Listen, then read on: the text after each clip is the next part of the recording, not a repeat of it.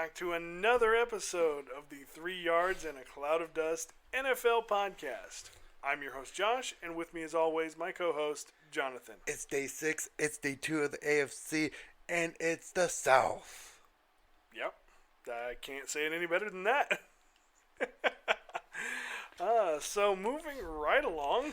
Please tell me if you guys like me doing that, because I will do it every time, and I'm doing it with Gullis, so have fun. Oh. Have you guys been listening to, so far, all 6? Yeah. I've been doing it differently every time. Yeah. Just a little quick refresher, though, where the basically how we're doing this is we're just basically talking about the record from last season. We're talking about where they ranked offense and defense wise last season, and what our predictions are for this season's record. Yep. Doesn't necessarily have to make exactly line up with whatever their schedule is. We didn't really go through the schedule and pick out what games they won and lost. It's more of a rough estimate of where we think they're going to be. Yep. So without further ado, let's move right along. First up, we have the division winners from last season, the Tennessee Titans, with a record of 11-5. They had an offensive ranking of 3rd overall, a defensive ranking of 28th overall, which is surprising, given how well they seem to have played last year. Well, it's like the... And I don't remember their games being all that high scoring. No, it's like... Because it was mostly high-powered, but there was a lot of bad throws within those, every team they played. Because what really made those bad throws was the defensive line. Because they got in a lot, and they ended up forcing throws a lot sooner. If you really look back, compared to some other teams where they have 4, maybe 5 seconds, they have 2 or maybe 3. And because they know how to break in, they brought in a lot of middle linebackers right through the gut too. Well, here's the thing: the Titans' defense didn't have a great pass rush, which is kind of what led to their being low on the ranking. I know. So, but their offense played great, 3rd overall. You can't ask for much better than that. But they were able to stop the run. That was the biggest thing. Most of the time they stopped the run, but not so much on the pass. Yeah, the pass ate them up last year. I will agree to that. And a lot of teams usually ran up the middle, and they usually clogged up the middle where they stopped it. Yeah. So. But with that, we basically came to an agreement that they're probably going to be right about the same this year. They didn't really make any changes either way. They'll lose the extra game. Yeah, we figured they would lose the extra game, so we're thinking they're going to be right around 11-6. Yeah. So, like I said, they didn't really make any huge changes on offense or on defense. They still have Tannehill and Derrick Henry running that offense, which is a good matchup. Yeah. Mesh-up. There we go. Yeah. So from here, it just seems like we need to wait and see how their defense does. Yeah, because they did make 1 or 2 moves on defense, but they didn't really make any drastic change. Yeah. So we'll definitely have to wait and see. Yeah. Which takes us into our next one, the Indy Colts. Do you not know how to say Indianapolis? It's too long. Indianapolis Colts. But the record was, again, 11-5. The offense rank was 10, and their defense was 8th.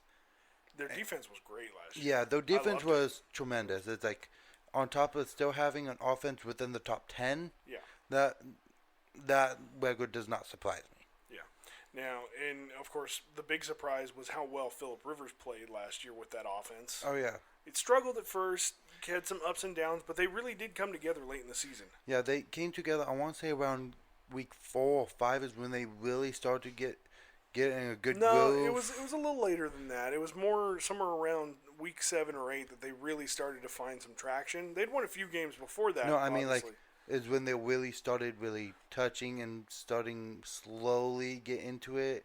And around, like you said, week 7 is when they fully started actually kicking it in. Yeah. That's what I was going to get into. Yeah. But, of course, their defense was just solid all throughout the year. which is what helped them win a lot of games. Yeah. So and it's like it was really good. It was well put together, and you can definitely see the coach knows what he's doing.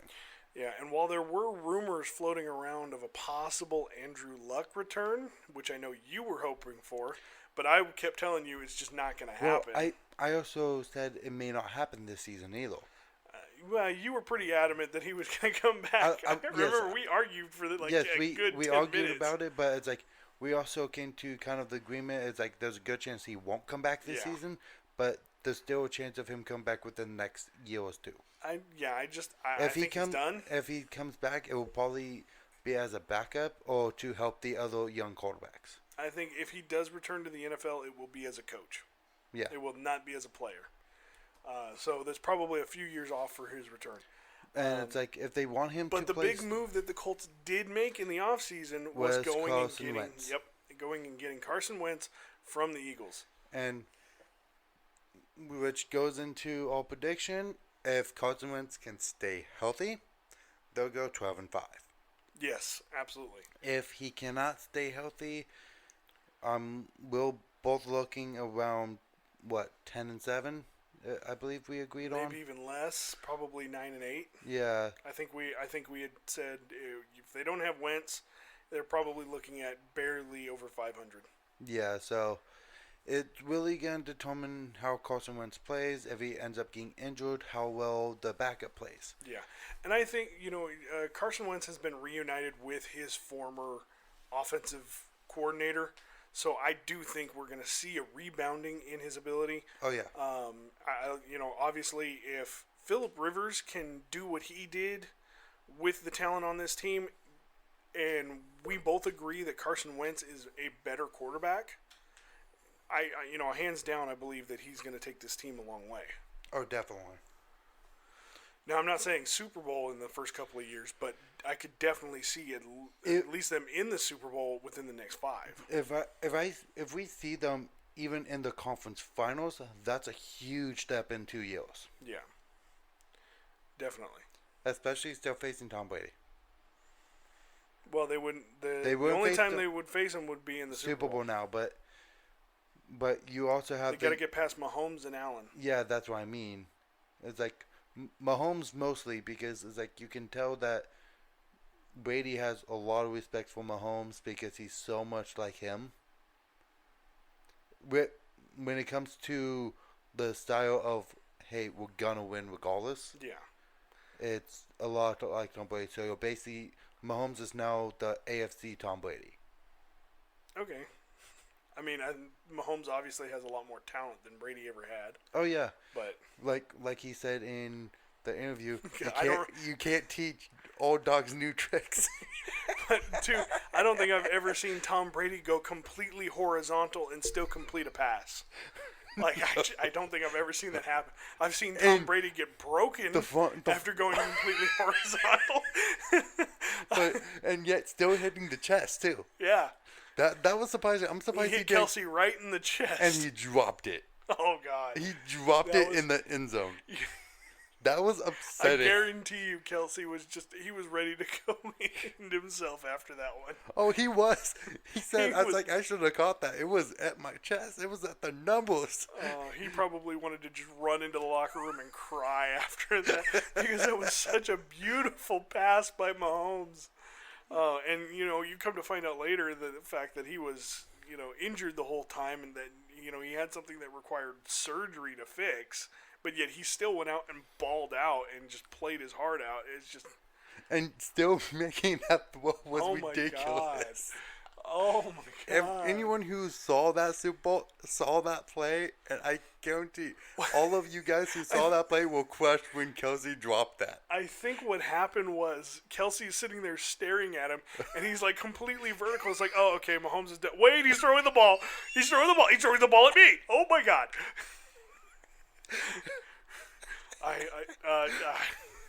Yeah. We're going to have a lot of fun with Mahomes this season. I really wish I can get him on the show because he would be epic. That would be a fun guy to just have one episode with. Oh, if we could get, Yeah, if we could get a guest of that caliber, imagine how much we would blow up. Well, he's literally the same age as me, and he's already made over thanks for 100. making me feel old. He's already made over $100 million. He's already a millionaire with a giant house. But anyway, on to Team 3. That would be the dismal Houston Texans. And I say dismal not because of their quarterback, just because of the way they've handled everything and the fact that they went 4-12 last year. And you can tell he does not want to be with the team anymore. Yeah, just let Deshaun Watson go. Because he's not going to sign a new contract. I won't say this is his last year on that contract, and he's he's still got 1 or 2 years or 2 or 3 years left on it. Well, still, right when that contract's up, he's not going to play. Oh, man. It's like he's going to become a free agent, and you know who's going to pick him up. Tom Brady and everybody who needs him. Tom Brady is going to retire. The Bucs are picking him up. Nah, he'll go to Philly. No, he'll go to the Bucs. Pittsburgh. He'll go to the Bucs. He'll go to Philly or Pittsburgh. I'll be surprised if he goes to Philly. Then he'll go to Pittsburgh. But he's going to Pennsylvania. He's going to Florida. No, he's going to Pennsylvania. He's not going to go play for the Dolphins.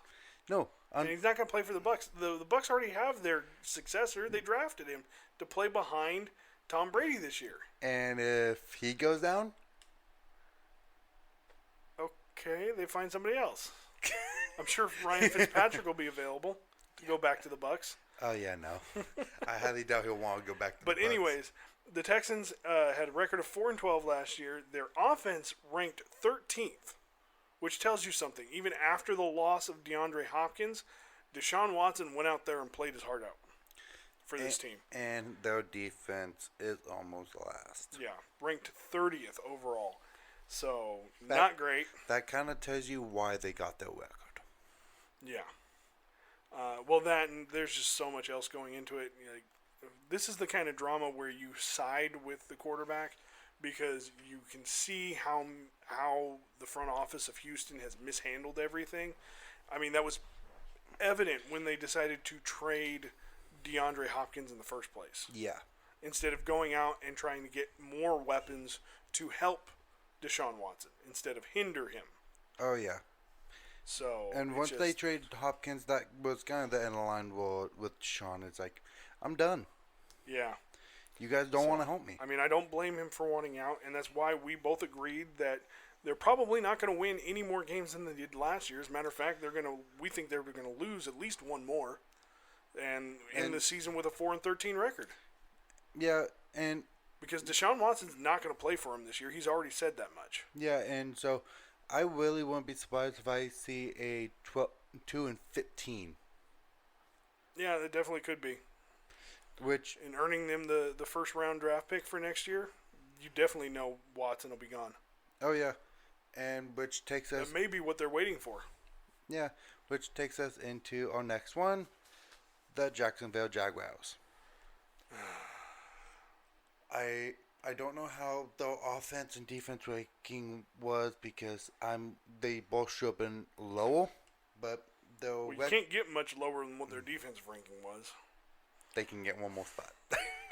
One more, but that is owned by the Detroit Lions of last year. I think that they can flip. But the record was 1-15. Offense rank was 28th. I think they should have been 30th. Their defense rank was 31st. I think it should have been dead last. And because, I'm sorry, they did not have an offense or defense at all that season. But here, okay, let me present this question to you.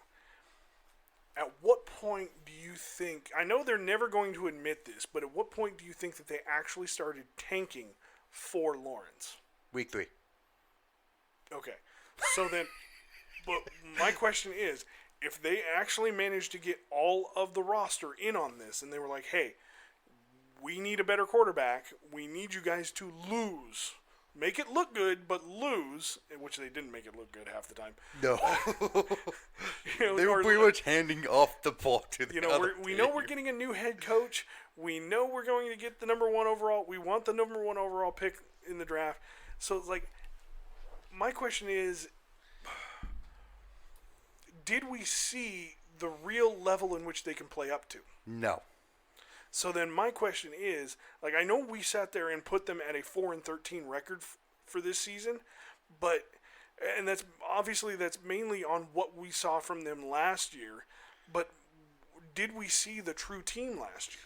No, but and I don't think we did. But you also know, you've also seen in the last preseason games, which hasn't even been the first stringers. Basically, Lawrence can't get coverage. Yeah. But here's the thing too. And he's honestly, I think the only person that tried on that team last year was Gardner Minshew. Yeah, and it's like the thing is, it's like Lawrence has already said, it's like, I need a line, and he's always said that to the owners. It's like, I need a line. It's like, you guys need to get me someone who can protect me.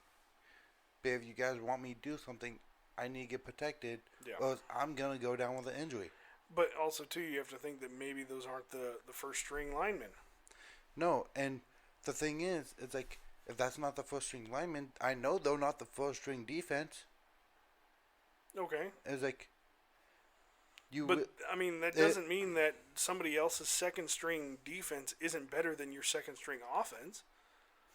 No, but it's like you really... The whole thing is we're just going to have to wait and see. Like, yes, Yeah. we're giving them a 4-13 prediction right now, but who knows? They could sit there and come out and win the first 4 games, and it changes our minds completely. Yeah. Or they could come out and win the first 5 games, and boom, right there our prediction is shot. Yeah, so we'll really have to wait and see, because, again, these are all predictions, like you said. And I'm not expecting them to come out and be world beaters and win the Super Bowl in the very first season with Lawrence. I just don't think any rookie quarterback is going to be able to do that. I don't think a lot of the second-year quarterbacks are going to be able to do that. Not everybody is Patrick Mahomes. Patrick Mahomes is a different type of breed. He definitely is, but I definitely think he's going to be the standard coming up here pretty soon. That's basically what it's gonna be. If he's not away, yeah, because he's been in the league 3-4 years now, and he's been to the Super Bowl twice. Yeah, winning the first one, and 4 years. Didn't play his first year. Didn't make the Super Bowl his first year as a starter, and then he's made the Super Bowl the last 2 years in a row. Winning the Super Bowl in his third year, and then losing to Tom Brady with an injured foot. There's only one other quarterback that has done the same thing. Russell Wilson. Yeah, Wilson. I forgot about him. I forgot about him. I'm sorry. He won the Super Bowl in his third season, and then the very next year lost the Super Bowl to Tom Brady. It's a repeat. Yeah. History is repeating itself. It's scary. This is not good. So. But anyway. Yeah. So that, I mean, to recap right now, so we pretty much have the Colts winning the division this year, the Titans dropping off to second, and then we have Houston and Jacksonville basically competing for last place. Yeah, at this point. Which I think, honestly, if I had to choose which one was going to be down at the bottom at the end of the season, I'm going to say Houston. Oh, without a doubt. Yeah. Because Deshaun Watson isn't going to play. Yeah. And here's the big problem for Houston, though. I don't think there's a Trevor Lawrence for next year. No. For them to sit there and tank for. No. Not to mention, here's the thing. Rookies have the right to refuse a contract from the team that drafted them. Oh, yeah. They just won't play for 4 years, but they have a right to refuse the contract.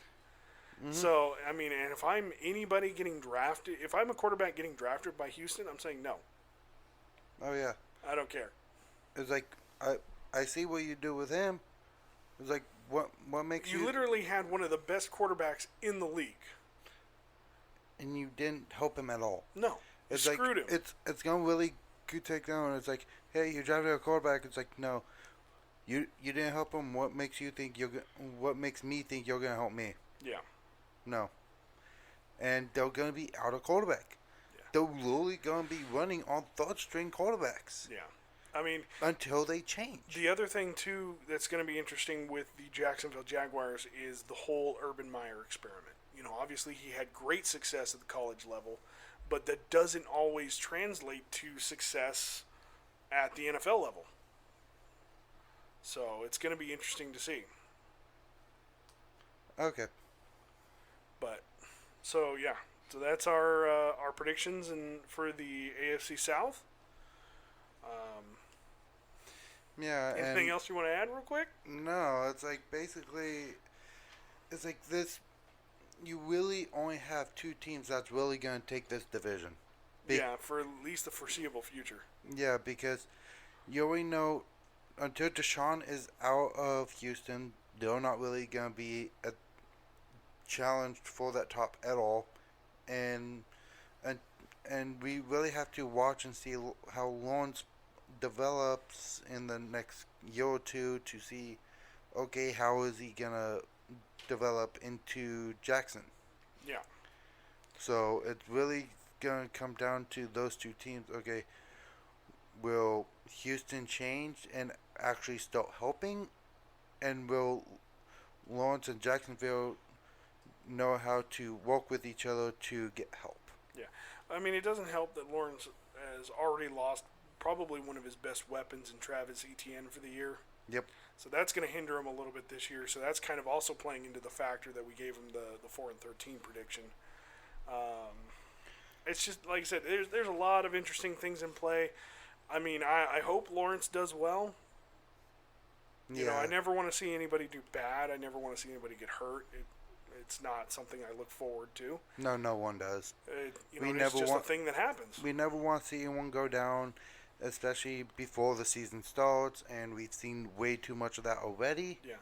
I mean, look at the likes of Sam Darnold and Josh Rosen. Now, it may not be entirely their fault. It may, they may just simply be products of bad developing systems. Yeah. I'm hoping that's not going to be the case with guys like Zach Wilson and Trevor Lawrence and Justin Fields and Trey Lance.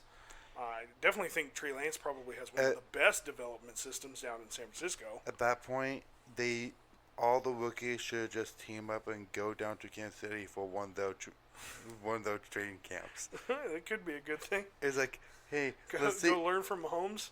Hey, let's learn from Mahomes and their training staff and see, can we get a little bit better, because our training staff is shit. Yeah. Yeah, you definitely have to have a good training staff. Oh, yeah, definitely. Yeah. But like I said, that's about it for the AFC South. That's it for, what is this, day 6 now? Day 6. Yeah, oh, wow. So we got 2 more days coming up. 2 more days. We're on to day 7. We'll have day 3 of the AFC. Yep. And we are ready to go. So we thank you for joining us this one, and we hope you'll join us again tomorrow. Until then, we'll see you later. Bye.